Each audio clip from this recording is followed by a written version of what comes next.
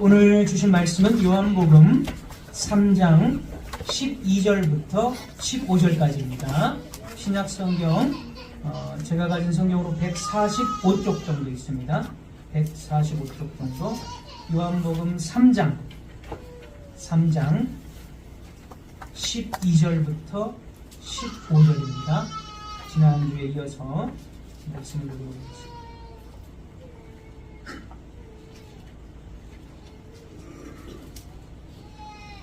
요한복음 3장 12절부터 15절까지입니다. 제가 봉독하겠습니다. 내가 땅의 일을 말하여도 너희가 믿지 아니하거든 하물며 하늘의 일을 말하면 어떻게 믿겠느냐. 하늘에서 내려온 자 곧 인자 외에는 하늘에 올라간 자가 없느니라. 모세가 광야에서 뱀을 든 것 같이 인자도 들려야 하리니 이는 그를 믿는 자마다 영생을 얻게 하려 하심이니라. 아멘. 네, 지난주에 이제 물과 성령으로라는 제목으로 하나님 말씀을 들었습니다. 그래서 예수님께서 새로운 언약의 시대, 바로 물과 에스겔의 말씀을 성취하시는 물과 성령으로 하나님의 나라를 세우고 또 교회를 세우고 자신의 백성들을 모으신다라는 이러한 일들을 말씀을 하셨습니다. 그러나 이제 이 바리새인 이 니고데모는 이러한 일들을 계속해서 이해를 하지 못함으로써 예수님께 책망을 받았습니다. 오늘 본문에서 계속해서 주님께서는 바리새인 니고데모에게 가르쳐 주십니다. 자, 12절 오늘 본문 보겠습니다. 12절. 내가 땅의 일을 말하여도 너희가 믿지 아니하거든 하물며 하늘의 일을 말하면 어떻게 믿겠느냐. 이제 주님께서는 땅의 일에 대해서도 이제 앞에서 이제 땅의 일을 좀 말씀하신 것 같고, 그 다음에 이제 하늘의 일에 대해서도 말씀을 하시려고 12절의 말씀을 이렇게 하십니다. 여기서 이제 땅의 일을 말씀하셨는데, 이 땅의 일이라는 것은 분명히 앞에서 하신 말씀을 말씀하신 그 내용을 두고 하신 말씀이 분명합니다. 그래서 이 앞의 내용을 보면 우리가 지난주에 설교 들었듯이 성령의 이 주권적인 역사로 들어가는 하나님의 나라에 관한 것입니다. 그런데 이것은 분명히 우리가 알기로 하늘의 일, 성령의 주권적인 역사, 또 하나님 나라는 당연히 하늘의 일에 관한 것입니다. 그런데 예수님은 땅의 일을 말해도 알지 못하는데 하늘의 일을 어떻게 알겠느냐, 이렇게 말씀을 하셨습니다. 왜 이렇게 땅의 일이라고 말씀하셨을까 생각을 좀 해볼 수가 있는데, 예수님께서는 이제 하나님의 나라, 즉 하늘의 일입니다. 하늘의 일. 이 하늘의 일을 물리적이고 육신적인 세상의 사건들을 비유해서 말씀을 하셨습니다. 이를테면은 태어나는 것, 그리고 바람이 부는 것, 이런 비유입니다. 그러니까 니고데모에게 이 태어난다 또는 바람이 분다라는 이 땅의 현상을 비유로 들어서 하늘의 현상, 성령의 주권적인 하나님의 나라, 이 하늘의 형상을 설명을 하신 것입니다. 그래서 이것을 땅의 일이다라고 예수님께서는 말씀을 하신 것으로 보입니다. 여러 가지 그런 어떤 이론들이 있습니다. 그러나 이것이 가장 적절하지 않겠는가, 저는 이렇게 생각을 합니다.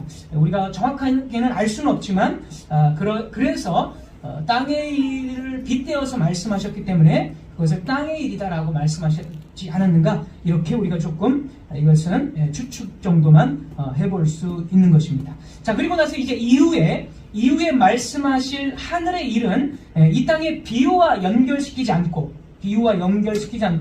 직설적으로 말씀을 하시는데, 그 말씀이 바로 이제 오늘 13절부터 15절까지가 바로 하늘의 일이다라고 말씀을 하시는 것입니다. 그리고 여기서도 니고데모 한 사람을 가리켜 말하는 것이 아니라 너희는 이렇게 말합니다. 너희. 그러니까 니고데모가 속한 유대교 공동체는 믿음이 없다라고 역시 유대교를 향해서 주님께서 책망을 하고 계시는 것입니다. 자, 이제 13절부터 하늘의 일이 무엇인지, 직접적으로 무엇인지를 좀 살펴보겠습니다. 우리 본문 13절 한번 다 같이 보도록 하겠습니다. 13절 읽겠습니다. 하늘에서 내려온 자 곧 인자 외에는 하늘에 올라간 자가 없느니라. 인자는 이제 말 그대로 사람인의 아들, 자 사람의 아들이라는 뜻입니다. 예수님께서 하나님이시지만, 예수님이 하나님이시지만 육신을 취하시고 사람의 아들로 태어나셨기 때문에 자신을 인자다 이렇게 지칭하는 겁니다. 자, 그런데 이 말씀이 조금 왜 이 말씀을 하셨는가가 조금 어렵습니다. 자, 물론 이 니고데모는 유대인의 성경학자이기 때문에 자신이 알고 있는 이 구약의 말씀을 기억하고 또 순수한 마음으로 예수님의 말씀을 듣는다면 이 말씀을 분명히 잘 이해했을 것입니다. 그러나 이런 말씀들을 니고데모는 잘 이해를 하지 못하는 것 같습니다. 자, 하늘에서 내려온 자, 곧 인자, 이 말을 먼저 좀 살펴봐야 되는데, 이 말은 아까 말씀드린 대로 예수님께서는 하늘에 계신 분이십니다. 영원하신 삼위 하나님의 제2위의 하나님으로서 하늘에 계신 분이시지만 육신을 입고 그래서 사람의 아들이 되셨다는 것입니다. 그런데 중요한 것은 이 말 자체는 그렇게 어려운 것은 아닙니다. 우리가 교리에서 잘 배운 것이기 때문에. 그런데 왜 이 말씀을 하셨는가가 이제 조금 어렵습니다. 좀 잘 들으셔야 됩니다. 주님은 이 말씀을 하신 이유는 앞서 말씀한 대로 하늘의 일을 말씀하시기 위해서 이 말씀을 하셨습니다. 그렇죠? 즉 이 말은 예수님께서 하늘에서 이 땅으로 오신 분이시기 때문에 하늘의 일을 말씀하신다는 것입니다. 하늘에 원래 계신 분이기 때문에 하늘의 일을 말씀하실 수 있다라는 뜻입니다. 그래서 나는 하늘로부터 왔다 이 말씀을 하는 거죠. 자, 잠언 30장이 아굴의 잠언인데 30장 3절 이 아굴의 잠언을 보면 이렇게 나옵니다. 잠언 30장 3절. 나는 지혜를 배우지 못하였고 또 거룩하신 자를 아는 지식이 없다. 나는 지혜를 모르고 거룩하신 자, 바로 하나님이시죠. 거룩하신 자는 그 하나님을 아는 지식이 없다는 것입니다. 아굴이. 자, 그리고 나서 4절 이어지는 말씀입니다. 잠언 30장 이어지는 4절 말씀. 하늘에 올라갔다가 내려온 자가 누구인지 모른다는 거예요. 알 수 없다는 거예요. 하늘에 올라갔다가 내려온 자가 누구인지 이렇게 말하면서 하늘에 올라갔다가 내려온 자가 없기 때문에 바로 거룩하신 자, 3절에 거룩하신 하나님을 모르고 지혜를 배우지 못했다는 말도 하늘의 지혜, 하나님께 속한 그 지혜를 나는 모른다라고 아굴이 지금 이야기를 하고 있는 것입니다. 잘 기억해야 됩니다. 그리고 또 하나, 유대인들의 문헌, 유대인들이 가지고 있는 그 문헌의 지혜서라는 것을 보면 이렇게 나옵니다. 지혜서. 잘 들어보십시오. 주께서 지혜를 주시고 높은 곳이 바로 이제 하늘로 보면 됩니다. 높은 곳에서 성령을 보내지 않으시면 누가 주의 뜻을 배우리이까? 이렇게 말합니다. 그러니까 잠언 30장 3, 4절과 같은 맥락으로 유대인들은 주께서 높은 곳에서 하늘로부터 성령을 주시지 않으면 내가 어떻게 하늘의 뜻, 주님의 뜻을 배울 수 있겠습니까? 같은 맥락으로 지금 잠언 30장과 말을 하고 있는 것입니다. 자, 그러니까 이런 구절들을 통해서 유대인들은 하늘의 일을 아는 것에 있어서 하늘에 계신 분이 아니고서는 결코 알 수가 없다는 것을 알고 있는 거예요. 그들이 알고 있는 거죠. 따라서 땅에 있는 사람들이라면, 그래서 땅에 있는 사람들이 하늘의 일을 알고자 한다면 어떻게 해야 됩니까? 하늘로 올라가야 하늘의 일을 알 수 있게 되는 것입니다.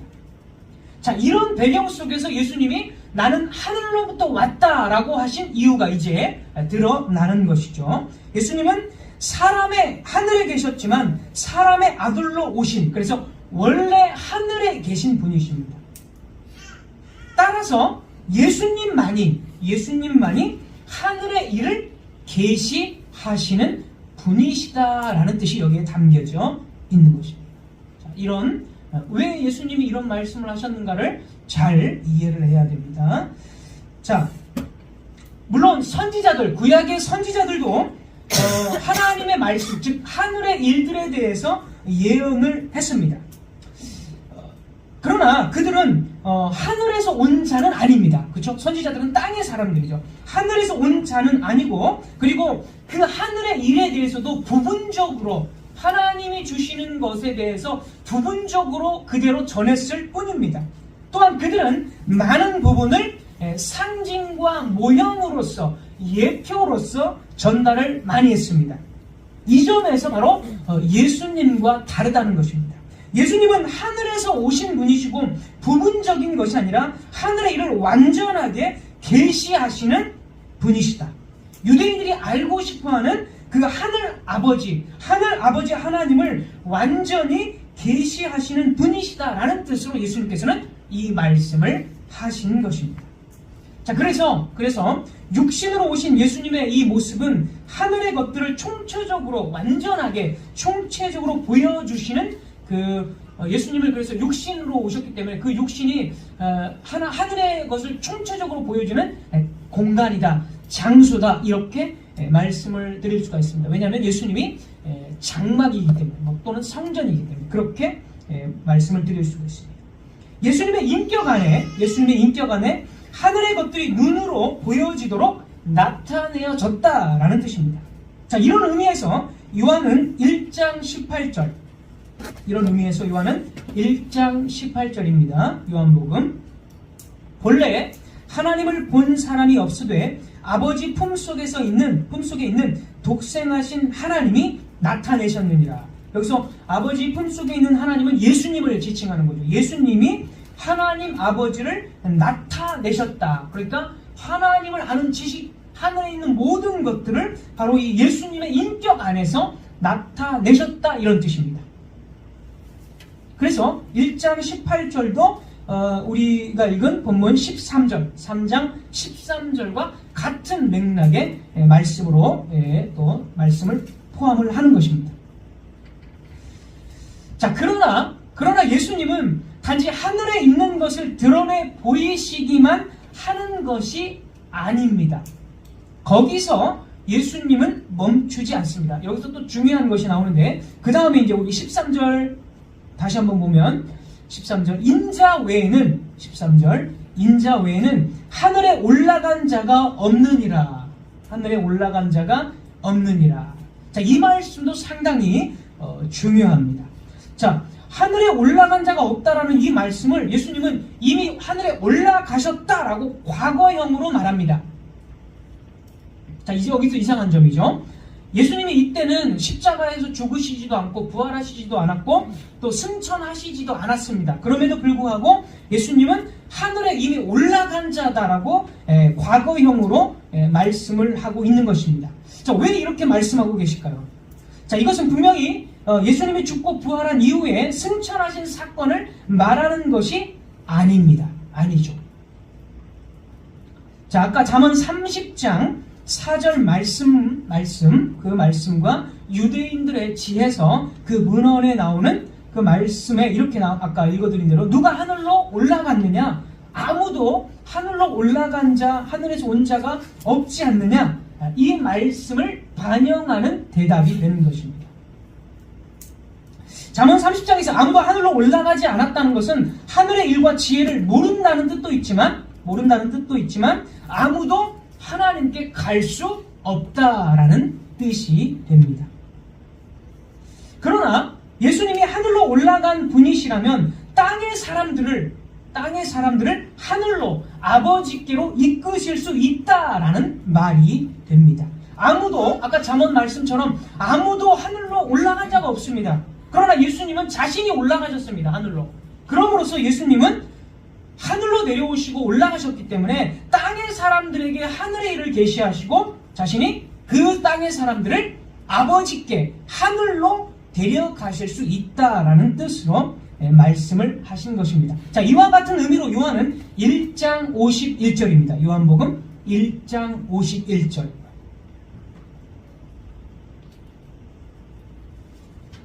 요한복음 1장 51절. 또 이르시되 진실로 진실로 너희에게 이르노니 하늘이 열리고 하나님의 사자들이 인자 위에 오르락 내리락 하는 것을 보리라 하십니다. 자, 여기서 그 하늘이 열리고 하나님의 사자들이 왔다 갔다 하는 것은 창세기에서 야곱이 꿈을 꾸었을 때 사다리가 하늘에서 내려옵니다. 계단같이 사다리가 내려와서 거기에 천사들이 오르락 내리락 하면서 그 환상을 봅니다. 그럴 때 야곱이 하는 말이 이것이 하늘의 문이다. 그러니까 하늘을 출입할 수 있는 사다리가 그 하늘의 문이다라고, 하늘을 연결하는 그 문이다라고 이야기를 합니다.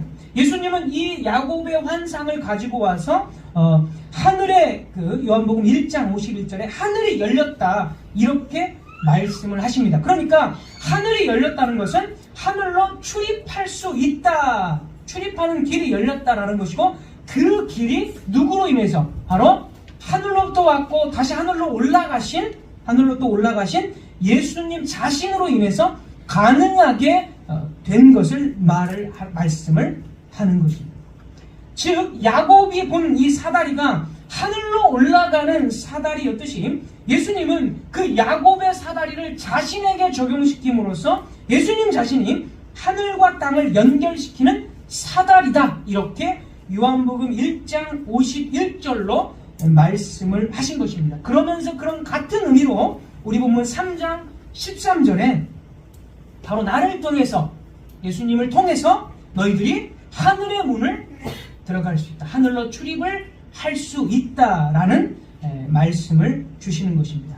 그동안 옛 언약에서는 모형과 상징, 예표로 하늘의 것을 간접적으로 체험했습니다. 하늘의 모형인 건물 성전을 통해서 하늘로 가는 것을 체험했습니다. 하지만 새 언약의 시대는 모형과 상징으로서가 아니라 실체이신 예수님의 인격 안에서 하늘로 올라가는 것입니다. 그래서 예수 그리스도를 통해서 하나님 아버지께 하늘로 올라가는 새 언약의 시대가 도래함을 예수님께서는 바로 이 계시를 니고데모에게 말씀하신 것입니다. 자, 이 부분을 우리는 잘 이해를 해야 됩니다. 이어서 이제 예수님께서는 지금까지 말씀하신 것을 이제 하늘로 가는 그 사다리, 하늘로 끌어올리는 그런 사역을 하시는 건데, 그것을 어떻게 성취하실 것인가에 대해서 말씀을 하십니다. 오늘 보면 14절을 보도록 하겠습니다. 14절 읽겠습니다. 모세가 광야에서 뱀을 든 것 같이 인자도 들려야 하리니. 자, 이 말씀은 민수기 21장 5절에서 9절에 기록된 사건을 가져와서 하신 말씀입니다. 광야에서 잠깐 소개하면, 광야에서 방황하던 시절에 이스라엘 백성들은 모세에게 불평을 했다가 불뱀이, 하나님의 심판으로 불뱀이 이스라엘 진영에 침입해 들어와서 많은 사람들이 이 불뱀에 물려 죽는 벌을 받습니다. 자, 불뱀이라는 것은 이 물리게 되면 불같은 고열이 나고 이내 죽게 되는 맹독을 가진 뱀이기 때문에 불뱀이라고 불려집니다. 당시 이 팔레스타인 이 광야에는 이런 뱀들이 있었습니다. 이스라엘 백성들이 불뱀에 물려 죽어나가자 이스라엘은 자신들의 죄를 인정하고 모세에게 제발 이 불뱀을 떠나게 해달라고 호소합니다.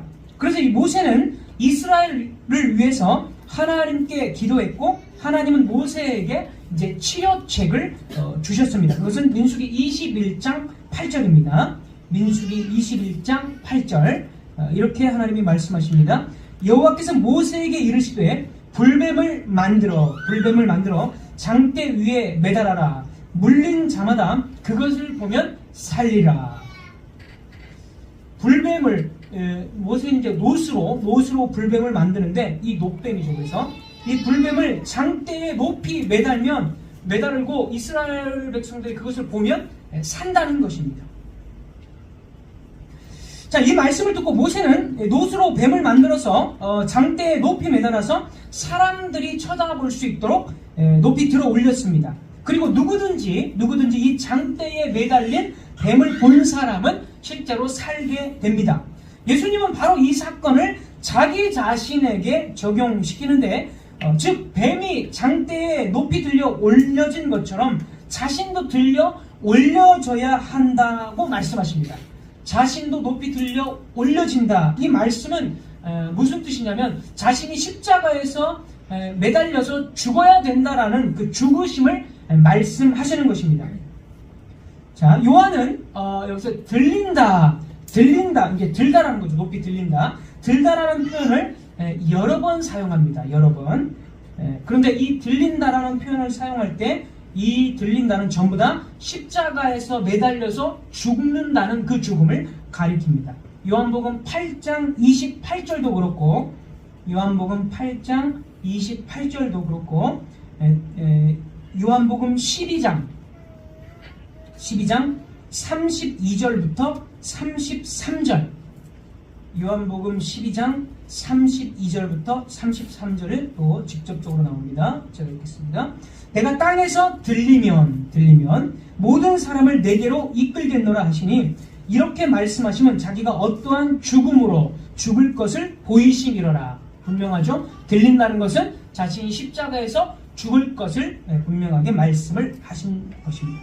자, 그런데 성경에서 뱀은 사탄을 상징하고 속이고 거짓말하고 살인하는 자입니다. 사탄, 뱀은 창세기 3장 15절 그 말씀대로 창세기 3장에서 인류의 이 시조인 아담과 하와가 뱀의 유혹을 받고 죄를 지었고 인간은 죄로 인해서 영원한 죽음에 이르는 저주를 받았습니다. 이때 창세기 3장에서 뱀의 유혹을 받고 인간은 저주를 받았습니다.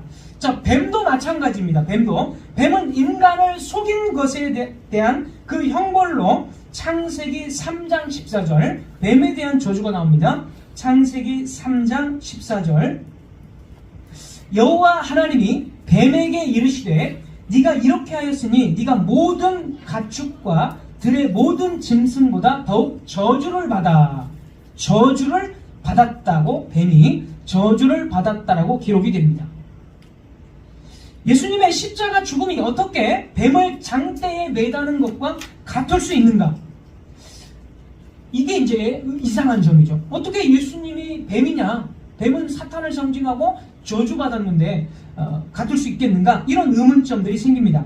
자, 인간은 죄로 인해 저주를 받아서 죽음에 이르렀고 뱀 역시 저주를 받았습니다. 주님께서는 하나님의 백성들이 받은 이 저주와 저주를 상징하는 뱀의 이미지를 가져와서 이 말씀을 하신 것입니다. 자, 그러니까 잘 생각해보면 예수님은 죄인들이 받은 저주를 해결하셔야 됩니다. 죄인들, 우리들이 받은 저주를 해결하셔야 됩니다. 그러므로써 해결하셔야 되기 때문에 어떻게 되냐면 스스로 저주를 받으셔야만 합니다. 우리의 저주를 해결하시기 위해서는 예수님께 모든 우리의 저주가 다 이양되어야 됩니다. 다 전달되어야 합니다. 예수님은 죄 없으신 하나님의 아들로 저주받을 일을 전혀 하지 않으셨지만 자기 백성들을 대신해서 저주를 받으신 것입니다. 그래서 저주라는 뱀의 상징, 여기서 뱀의 상징은 저주입니다. 저주라는 뱀의 상징을 자신에게 적용시켜서 자신의 죽음을, 저주의 죽음을 말씀하신 것입니다. 민수기 당시에 이스라엘 백성들이 불평과 원망을 하다가 뱀에 물렸습니다. 그러나 그들은 모세가 만든 뱀을 쳐다봄으로 살았습니다. 여기서 모세가 만든 뱀은 저주를 대신 받으신 예수님을 상징하고 예표하고 있는 것입니다. 즉 복음을 예표하고 있었던 것입니다. 그래서 그리스도는 바로 뱀의 상징 중에 저주라는 상징을 가져오셔서 자기에게 적용시킨 것입니다. 갈라디아서 3장 13절 그리스도께서 우리를 위하여 저주를 받은 바 되사. 자, 예수님은 우리를 하늘에 출입할 수 있는 자들로 만들기 위해서 십자가의 죽음을 말씀하신 그 십자가의 저주의 죽음을 말씀을 하신 것입니다. 그런데 이제 아주 설교의 핵심이 여기서 이제 또 시작됩니다. 자, 잘 들어보십시오. 자, 이 십자가의 죽음을 이렇게 말하는데 요한은 이 십자가의 죽음을 어떻게 강조하고 있는지를 이제 우리가 살펴봐야 한다는 것입니다. 이 부분이 요한에게 있어서 굉장히 주목할 강조점이 됩니다. 마태, 마가, 누가의 복음서에는 예수님의 죽음이라든지 예수님의 고난받는다라는 말이 아주 예수님의 처절한 어떤 죽음 또는 고난받는다라는 말이 예수님의 십자가 죽음과 연결되어져서 자주 사용이 되어집니다. 그래서 고난받는다라는 말은 예수님이 자기의 순환을 예고하실 때마다 계속해서 사용됩니다. 마테마가 누가의 복음서에서는. 그러나 이 요한복음에서만큼은 고난받는다라는 말이 예수님의 십자가의 죽음과 연결되지 않습니다. 자, 마테마가 누가는 고난을 십자가의 죽음으로 연결합니다. 그러나 요한은 고난받는다는 것을 십자가의 죽음과 연결시키지 않는다는 거예요. 자, 왜 그럴까요? 왜? 이게 요한의 아주 중요한 강조점입니다. 요한복음에서는 예수께서 십자가에 높이 들려 죽는 사건이 그냥 아주 비참하고 낮아짐의 사건이 아니라 영광 받는 사건으로 사용되기 때문에 그렇습니다. 영광 받는 사건으로 사용되기 때문에. 자, 요한복음 7장 39절. 요한복음 7장 39절. 요한복음 7장 39절. 이는 그를 믿는 자들이 받을 성령을 가리켜 말씀하신 것이라. 예수께서 아직 영광을 받지 아니하셨으므로, 여기서 영광을 받지 않은 그때는 십자가의 죽음입니다. 이게 뭐 부활하고 뭐 승천하고 이런 것을 말하는 것이 아니라 요한복음에서 이 영광을 받지 않았다라는 것은 십자가의 죽음을 지칭하는 것입니다. 자, 조금 애매하다면 요한복음 12장 23절 24절 보시기 바랍니다. 요한복음 12장 23절 24절 여기서 확실하게 더 나타납니다. 요한복음 12장 24, 24절 읽겠습니다. 예수께서 대답하여 이르시되 인자가 영광을 얻을 때가 왔도다. 영광을 얻을 때가 왔습니다. 그 영광의 때가 어느 때냐면 24절. 내가 진실로 진실로 너희에게 이르노니 한 알의 밀이 땅에 떨어져 죽지 아니하면 한 알 그대로 있고 죽으면 많은 열매를 맺으니라. 자신의 죽음, 자신이 미랄입니다. 미랄로서 자기가 죽어야 된다라고 말씀하시면서 그 죽음이 영광을 얻을 때라고 23절, 24절이 분명하게 이야기를 해주고 있습니다. 자, 요한복음 13장 30절, 31절 굉장히 많이 나오기 때문에 이런 부분들이 좀 더 확실하게 좀 설명을 좀 드리려고 계속 말씀드립니다. 요한복음 13장 30절, 31절 유다가 그 조각을 받고 떡 조각을 받고 곧 나가니 밤이러라. 31절 그가 나간 후에 예수께서 이르시되 지금 인자가 영광을 받았고 즉 유다가 예수님을 팔고 배신하려고 나간 겁니다. 이때가. 그러니까 예수님이 영광을 받았다라고 말씀합니다. 이것은 예수님의 죽음을 의미하는 영광입니다.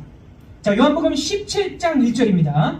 요한복음 17장 1절 예수께서 이 말씀을 하시고 눈을 들어 하늘을 우러러 이르시되 아버지여 때가 이르렀으니.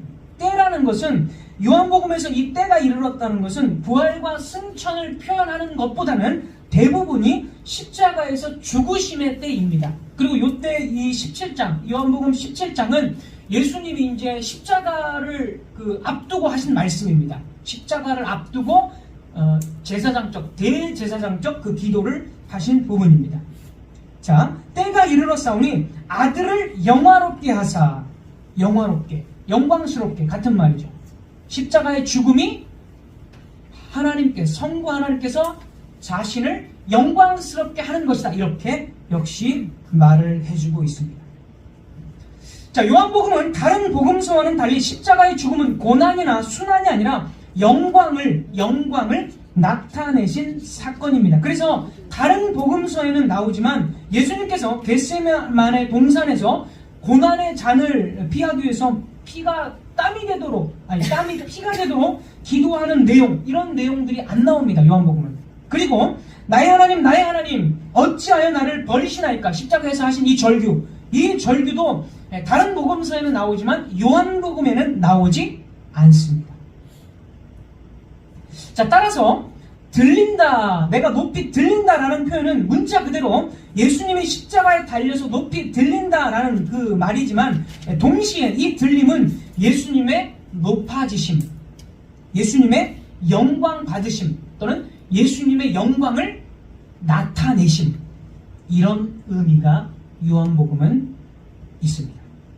사도행전에서는 이 단어, 지금 들린다라는 이 단어를 똑같이 사용해서 예수님의 영광을 나타내는 일을 또 표현합니다. 사도행전 2장 33절, 하나님이 오른손으로 예수를 높이심에가 우리 들린다와 같은 헬라어 원문입니다. 그러니까 이 들린다라는 표현은 이 말에는 들린다, 높이 들린다라는 표현도 있지만 높아진다, 영광받다, 이런 뜻도 두 개의 뜻이 있는 것입니다. 사도행전 5장 31절도 그를 오른손으로 높이자, 같은 헬라어 원문입니다.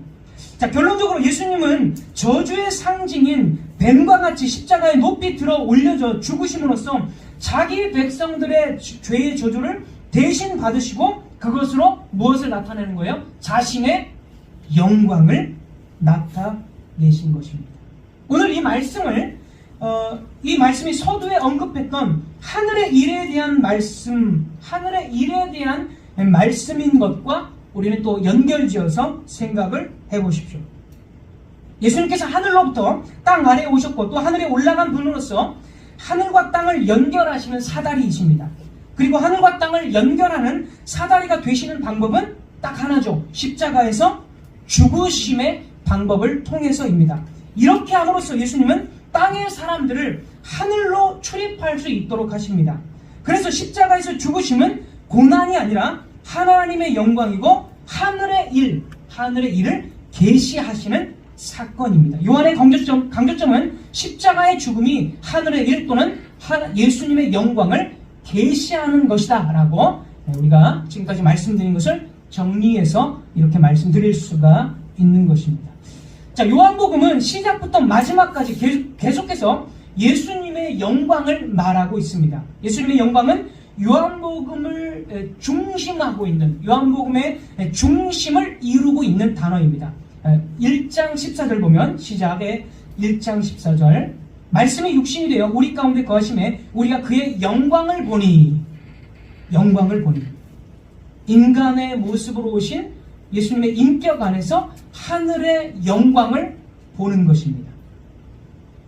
또한 요한복음은 표적을 통해서 하늘의 일, 예수님의 영광을 드러냅니다. 요한복음 2장 11절입니다. 요한복음 2장 11절, 예수께서 이 첫 표적을 갈릴리 가나에서 행하여 그의 영광을 나타내심에 제자들이 그를 믿으니라. 표적을 통해서 그의 영광, 하늘의 일을 나타내신 것입니다. 또 요한복음은 예수님의 영광을 계속 강조하고 있는데, 이 영광은 하나님 아버지께서 주신 영광입니다. 하나님 아버지께서 주신 영광. 요한복음 8장 54절입니다. 요한복음 8장 54절, 예수께서 대답하시되 내가 내게 영광을 돌리면 내 영광이 아무것도 아니거니와 내게 영광을 돌리시는 이는 내 아버지시다. 예수님께 영광을 돌리는 분은 아버지라는 거예요.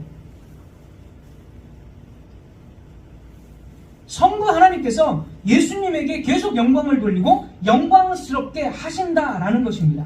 그렇게 함으로써 그 영광을 돌리시면서 어떻게 하는 거예요? 하늘의 일을 예수님의 인격과 사역 안에서 계속 계시하고 있는 거예요. 땅의 사람들. 자, 요한복음 17장 1절 하나만 더 읽겠습니다. 요한복음 17장 1절, 예수께서 이 말씀을 하시고 눈을 들어 하늘을 우러러 이르시되 아버지여 때가 이르렀사오니 아들을 영화롭게 하사. 아들을 영화롭게 하사. 그 영화롭게 하는 것의 클라이막스, 그 절정은 이 때, 그러니까 예수님이 십자가에서 죽으심의 때가 예수님의 영광 그리고 하늘의 일의 모든 총체적인 계시를 드러낸 사건이라는 것이죠. 처음부터 요한복음은 영광, 예수님의 영광을 계속 말하고 있고, 그 영광의 절정이고 그 영광의 클라이막스는 예수님의 십자가의 죽으심이다라고 요한복음은 말하는 것입니다. 자, 그렇다면 이제 마지막으로 질문입니다.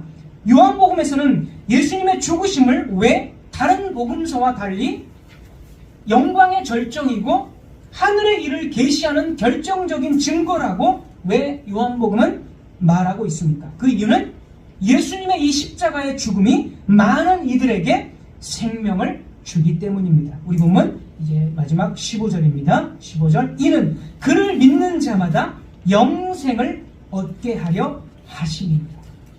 자신의 죽음으로 인해서 많은 이들에게 생명을 주기 때문에, 요한복음에서 이 영생이라는 말이 또 아주 많이 나타나는데, 여기서 영생은 죽어서 천국 가는 그런 공간적인 장소가 아니라 그리스도를 통해서 갖게 되는 하나님의 생명, 참 생명을 뜻합니다. 요한복음 1장 4절에 나온 대로 예수님 안에 생명이 있었으니 바로 이 생명. 그리고 영생은 요한복음 5장 26절부터 29절까지 나와 있는 부활의 생명으로 사는 삶을 의미합니다. 그게 영생입니다.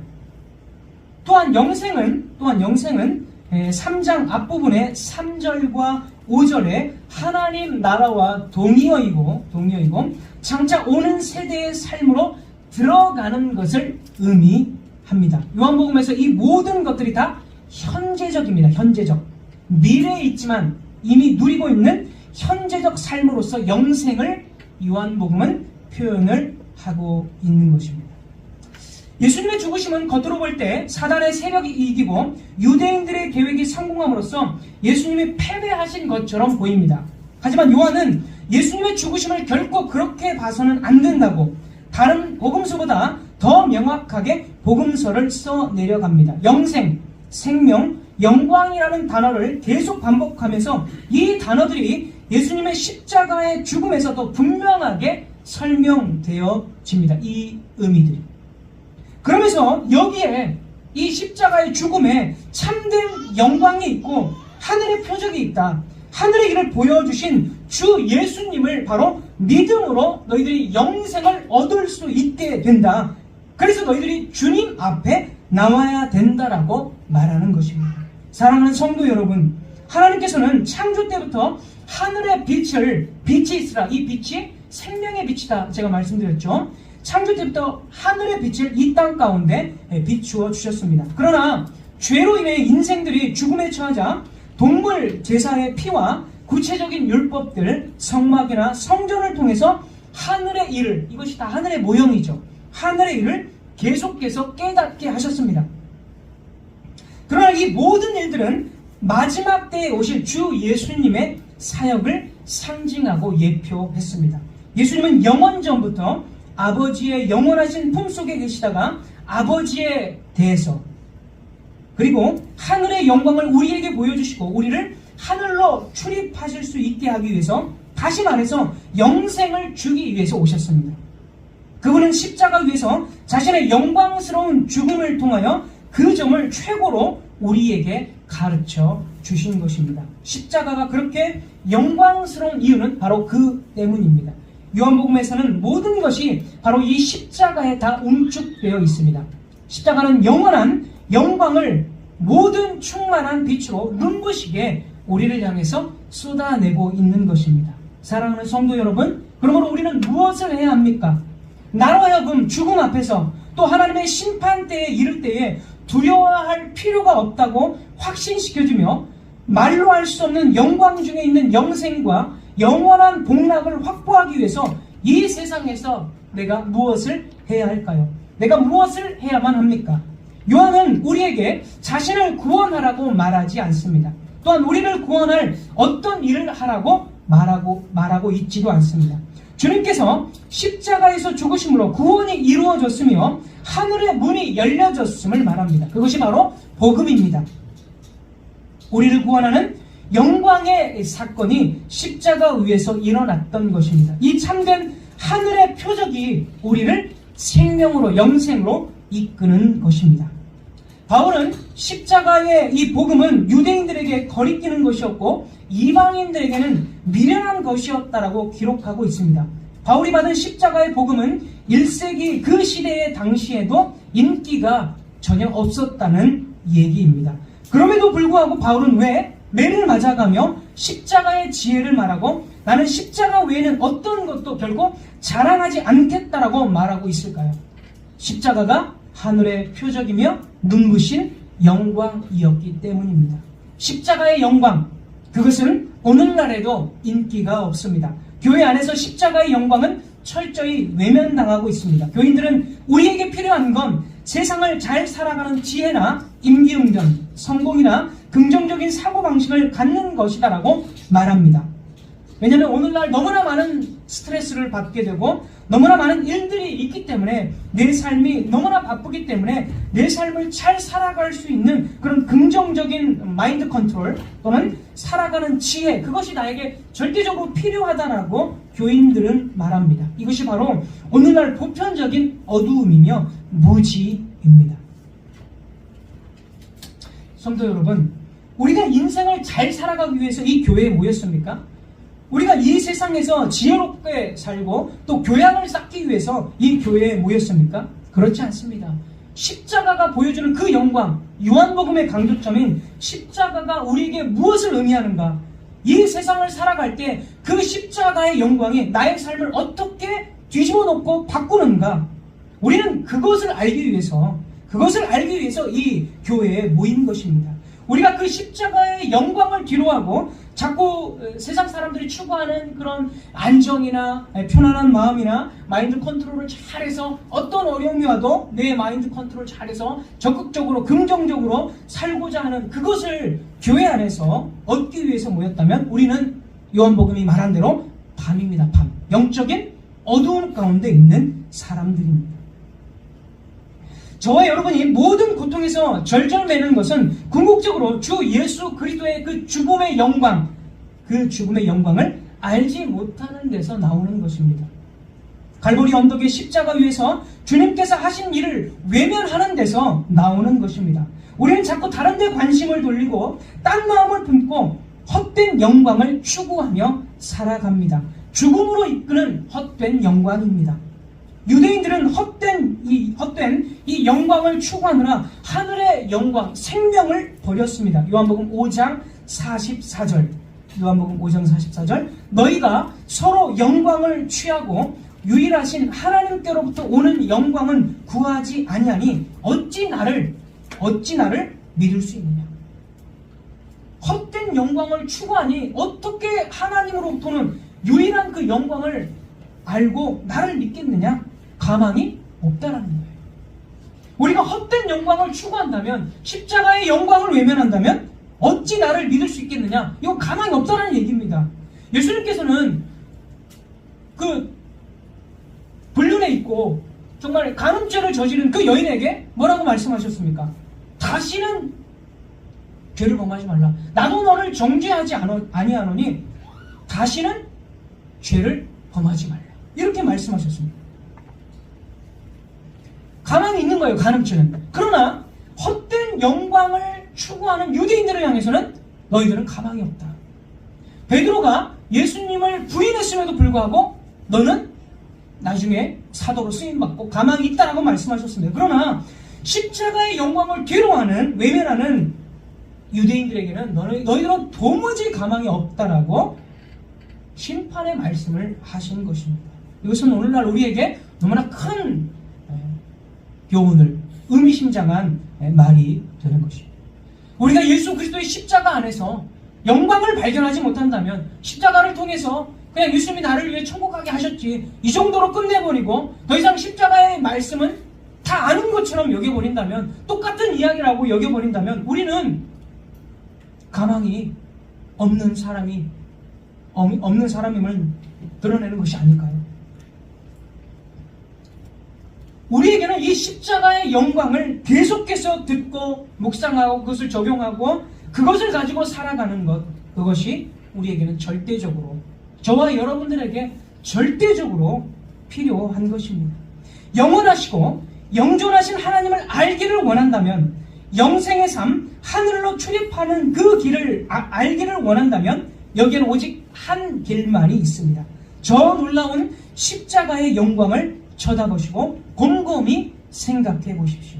그러면 거기서 영생에 대한 무언가를 발견하게 될 것입니다. 세상에서 알았던 것 중에서 가장 놀랍고 가장 기이한 주 예수님의 영광을 보게 될 것입니다. 다른 어떤 것으로도 십자가의 영광을 대신하려 하지 마십시오. 십자가의 복음에 대해서 다 배웠다고 생각하고 여러분의 관심을 다른 데로 돌리지 마십시오.